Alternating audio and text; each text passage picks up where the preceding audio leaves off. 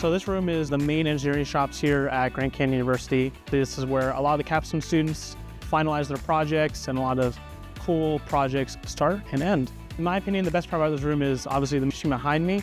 It's a fully automatic CNC mill.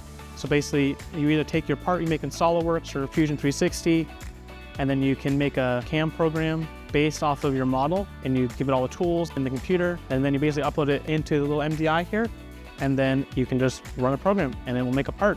Precision-wise, this thing can get into at least 1/1000th of an inch. When I was in my undergrad, every class I had was always super hands-on, especially in my junior, senior level classes. We were always doing projects. The teachers were always super great, super helpful, super friendly. Some of my favorite teachers were great guys that are really now mentors in my life. The engineering shops are open to every student here at GCU, whether you're an engineering student or a business student or a fine arts student. Any student can come down here, play with the machines, learn stuff, and that includes freshmen, sophomores, juniors, seniors, all the above.